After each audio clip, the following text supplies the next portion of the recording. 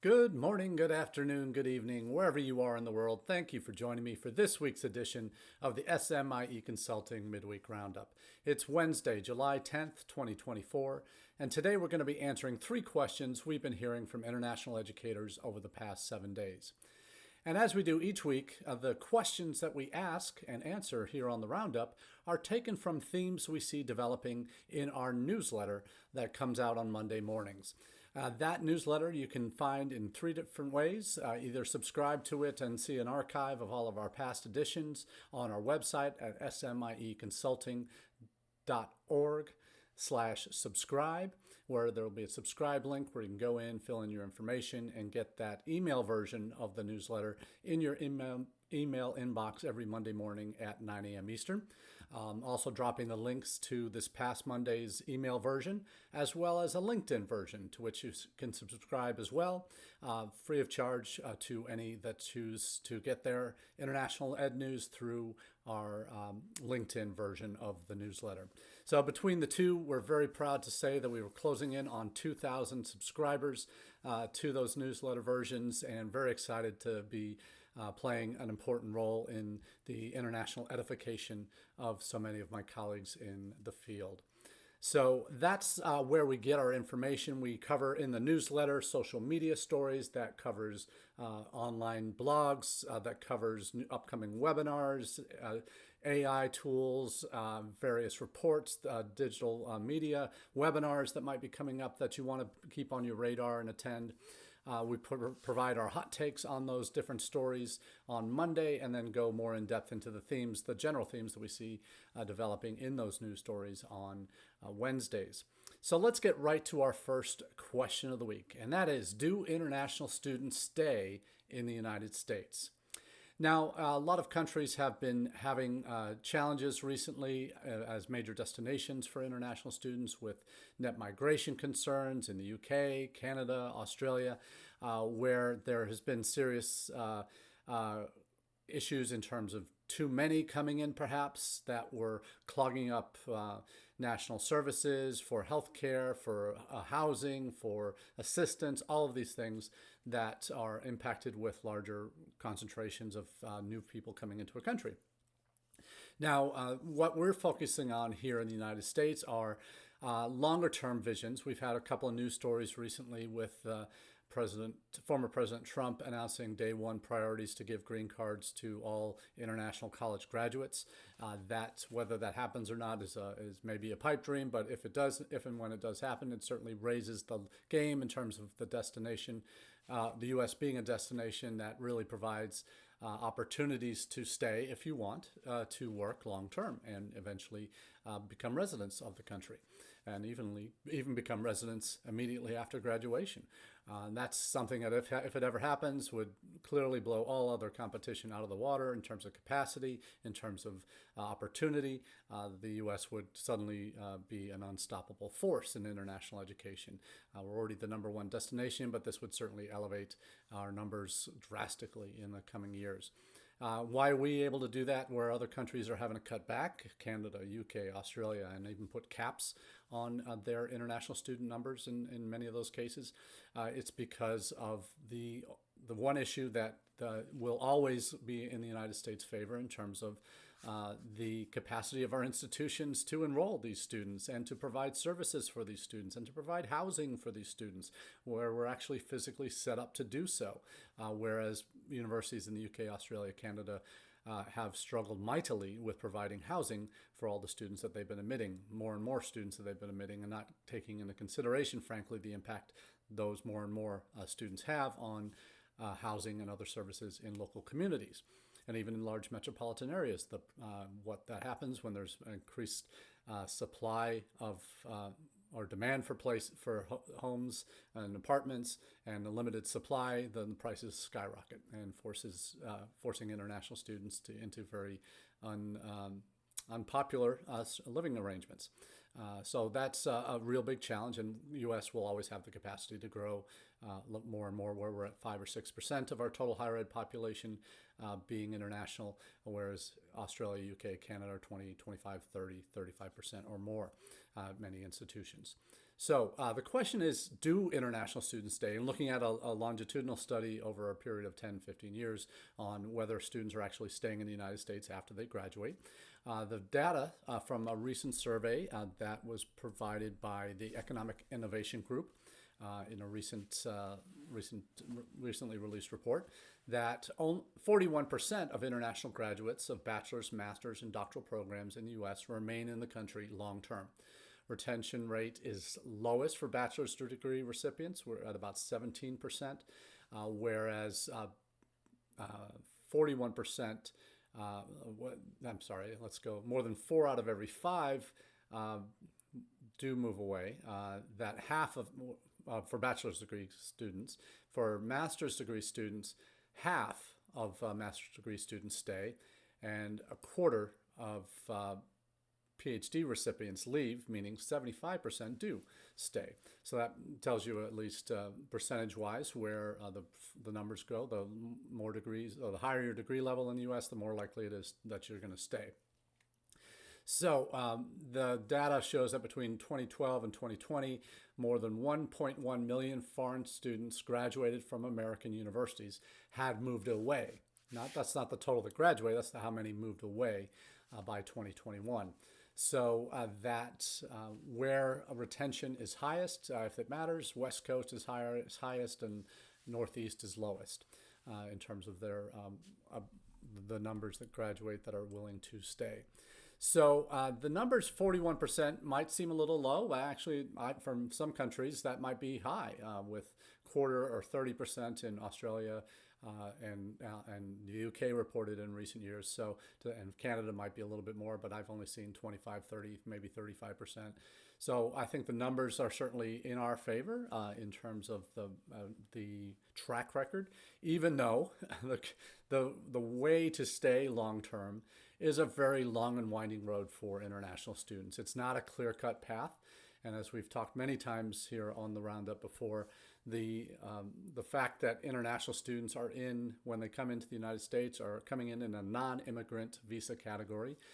They actually, when they go for their visa interview, they can't say that their plan is to stay long-term and eventually become citizens or residents and then work in the United States long-term. They can't say that. That's their plan. They can say they want to take advantage of the work opportunities they have available to them in their student status. But if they go much further beyond that, then that will pose red flags for the consular officers, who have to basically document to their satisfaction that each student that they award a visa to is planning to come home, or has a reasonable plan when they're done with their studies that would indicate that return home, and that they are not planning to become immigrants to the United States. That's the purpose of that visa, is a non-immigrant visa. So that's what a consular officer has to do on the front end, even though on the back end, once they're done with their study, they're out in the work world through an OPT, 1 year or through up to 3 years for STEM OPT, opportunities to get noticed and hired by a company longer term through H-1B or L-1 status if they're transferred from their home country back to the United States. That's an option too. But those work visa categories are dual intent categories, where you can be potentially an immigrant if the company you stay up to 6 years on a work visa and then apply for your residency during that 6-year period. That's on your own. You don't the company doesn't apply for you for a green card status. But that's the current landscape in terms of how difficult it is. In other countries, it might be a little bit more clear cut. In Canada, for example, there's a clear cut path from study to work to residency status. In some provinces in the country, actually making the kind of decisions that, hey, yes, if you come and stay and commit to working in our province, you can have residency status.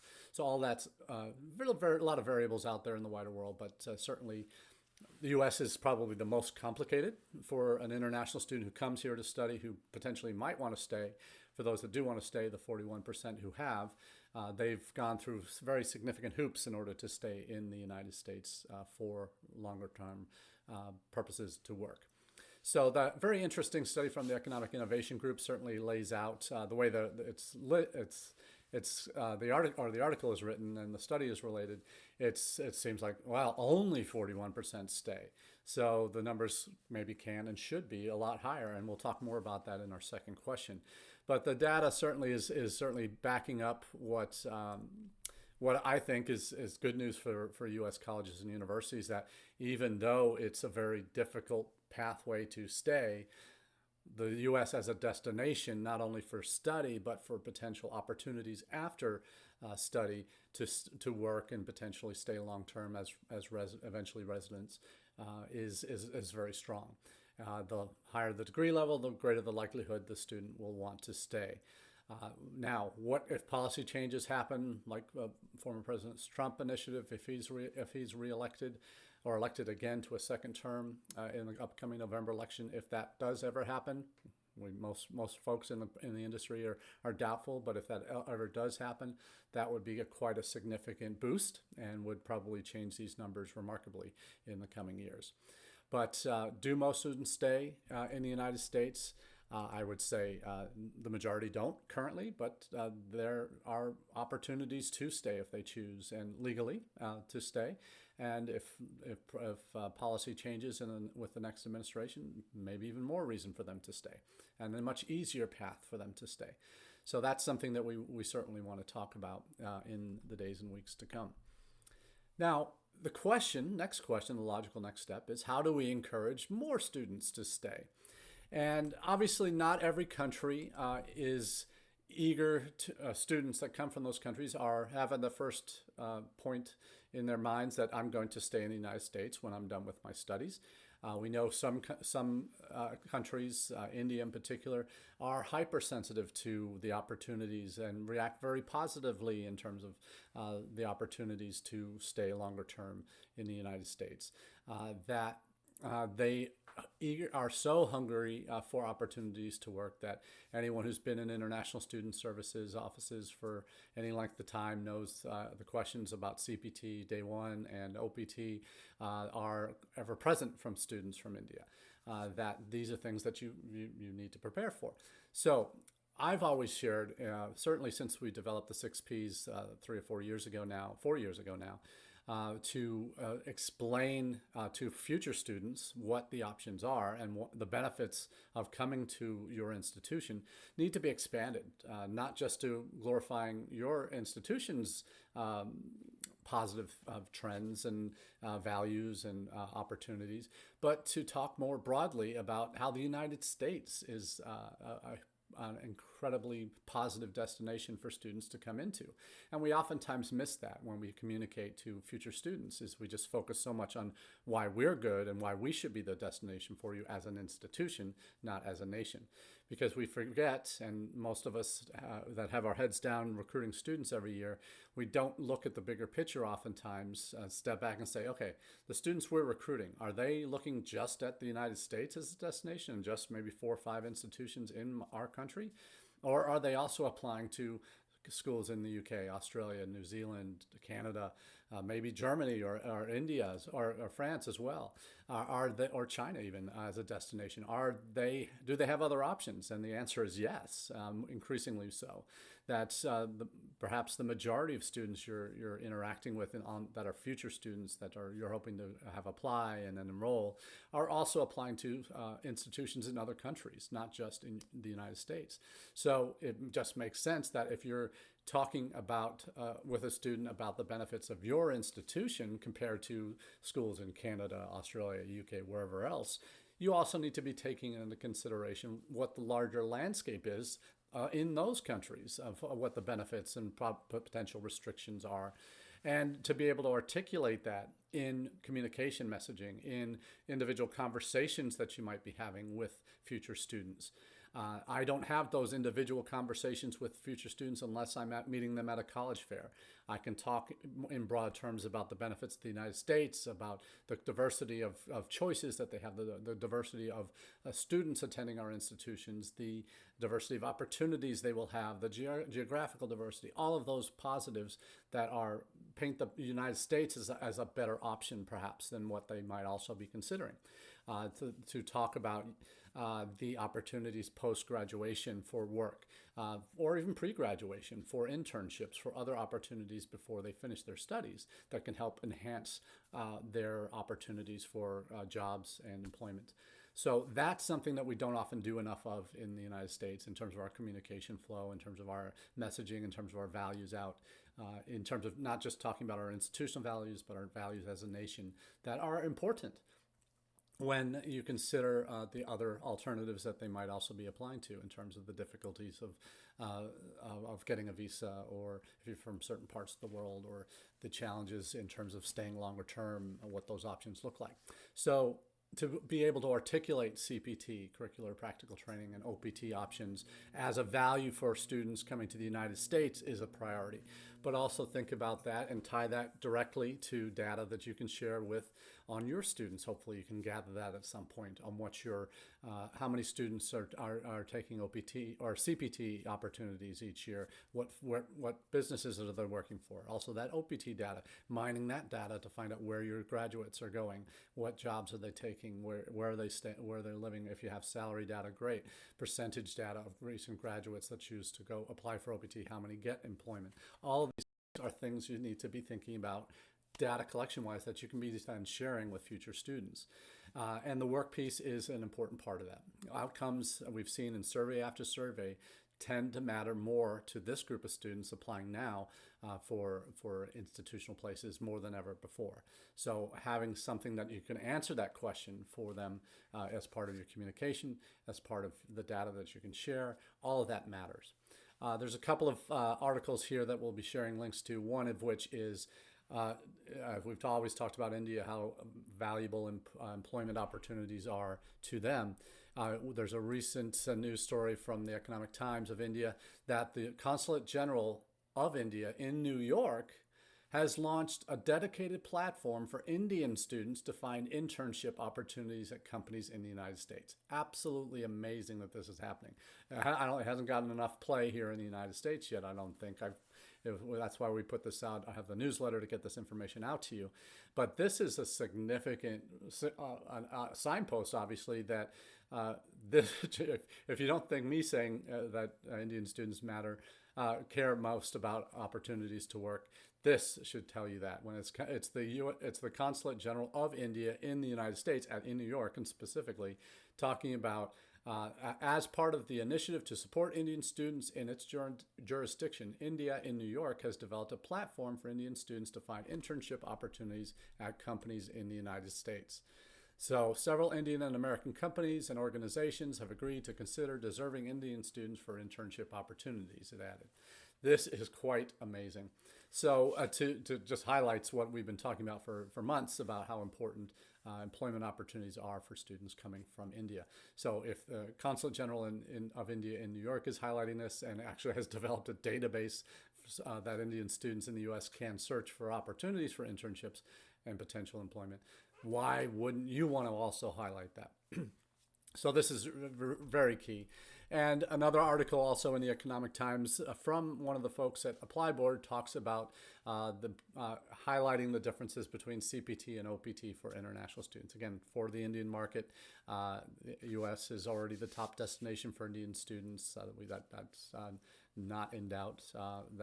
Those numbers have always been high and will continue, and as long as we just can't meet the visa demand right now, because there's so many more Indian students applying to the U.S. than have ever applied before, that our consular officers in India can't keep up.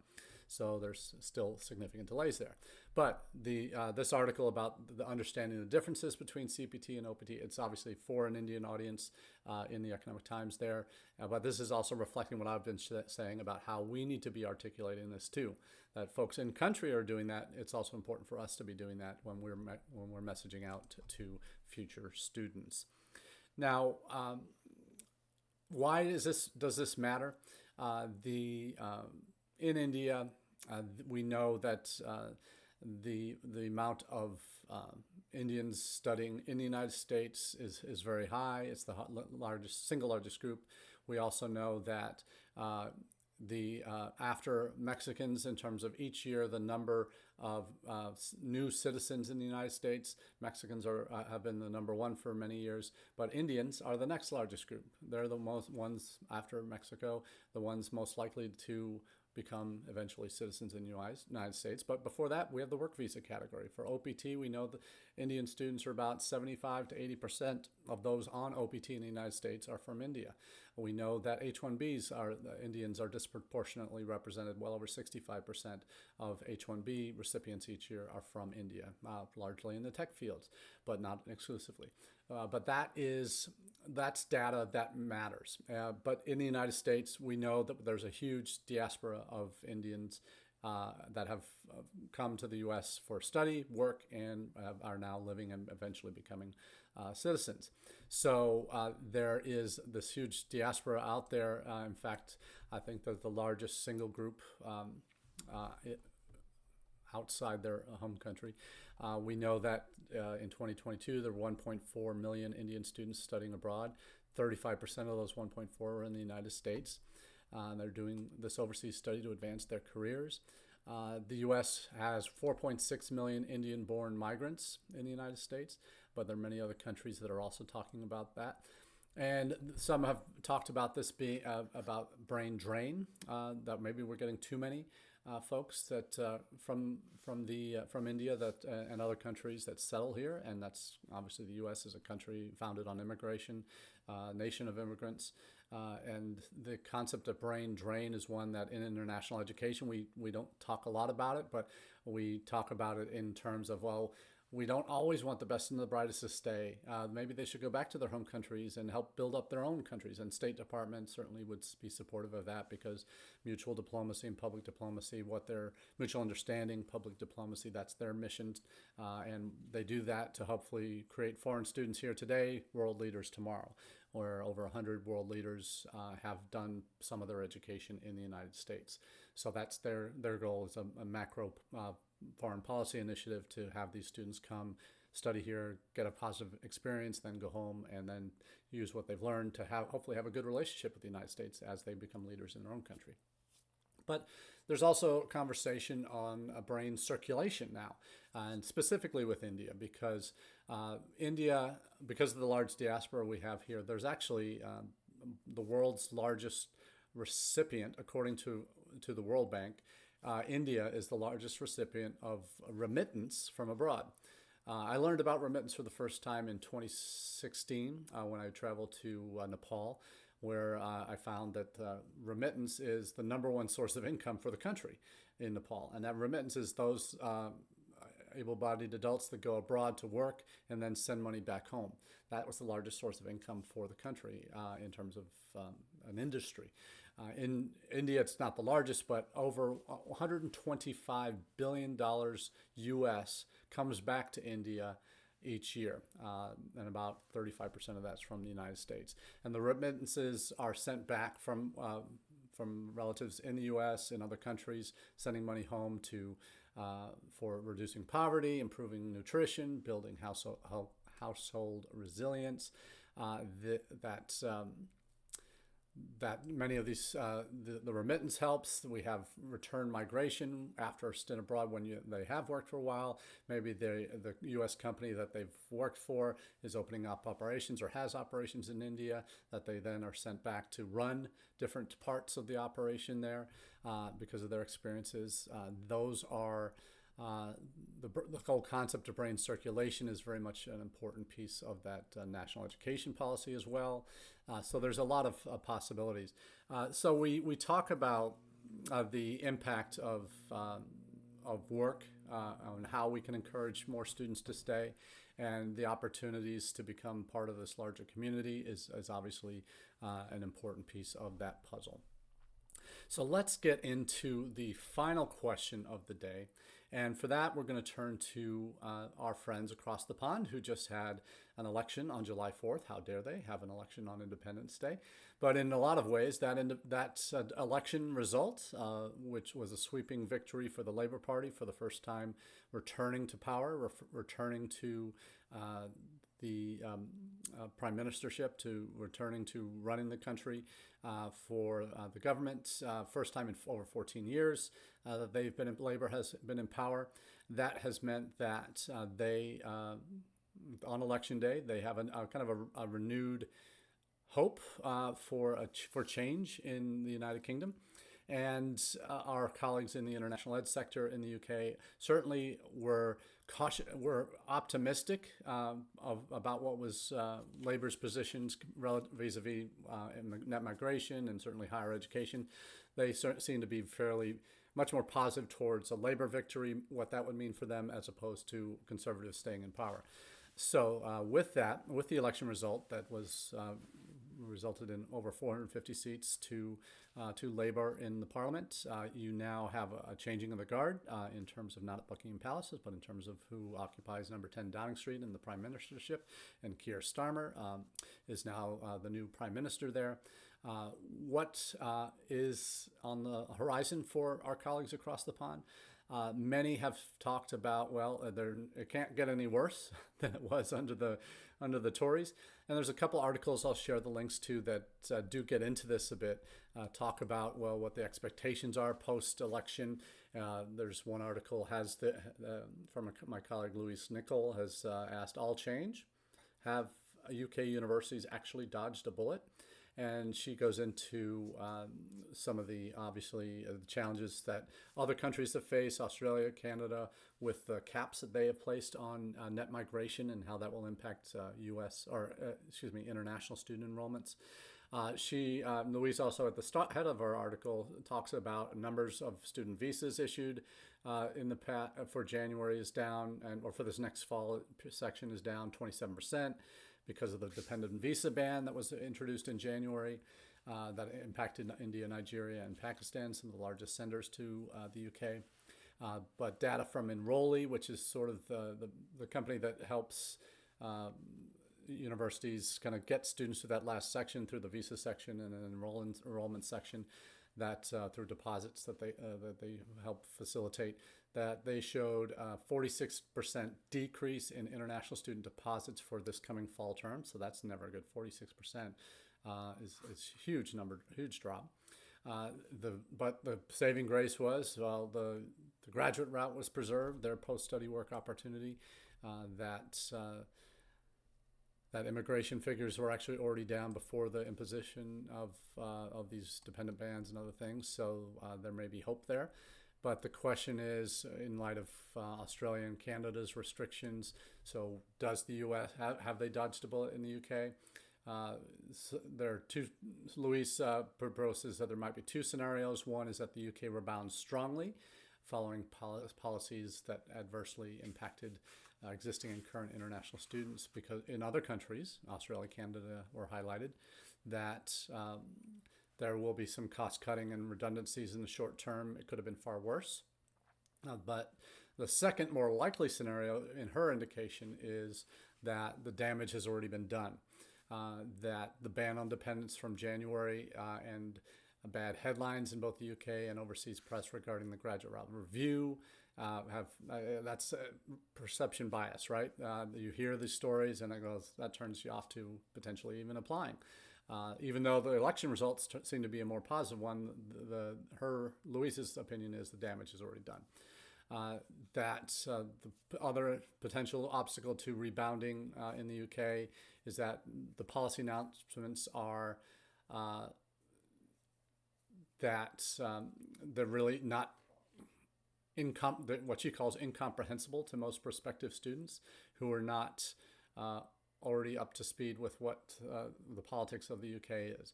A lack of understanding of the policy changes and general confusion sows doubt. And where there is doubt, there is no doubt. And then no doubt that, well, maybe the UK is not the right place for me.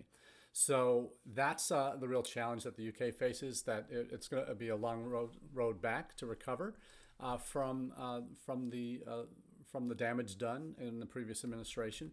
But the cautious optimism is certainly something that the UK higher ed, international ed sector certainly will see. The challenges in the short term, in the next couple of years, the talk of the financial difficulties that so many institutions are going to be in as a result of the declining international student numbers that they're going to see, with regard to the dependent student ban that's dropped master's degree numbers, that you've seen the net migration cuts, increasing the minimum salaries for starting graduates, and again, those outcome pieces that will rule out many international students that will be graduating soon, rule them out of postgraduate from the graduate route. So there's a lot to be cautious about, but optimism in the higher ed sector in the UK is it can't get any worse, but maybe it will get worse before it gets better in terms of the cuts that are coming to budgets on campuses, the redundancies, the layoffs that are going to happen at UK institutions. So there is still miles to go before the UK can confidently say that they've come out the other side smiling and at least standing. So we'll see what happens in the UK. We're going to keep our eyes posted on these kind of issues, but that's all we have for you today on the Roundup. We thank you for being a part of the conversation, and we look forward to sharing with you again in the coming weeks and months our take on some of these ever-changing and shifting landscapes internationally on international education topics. So until next time, we wish you the very best and have a good rest of your day. Cheers.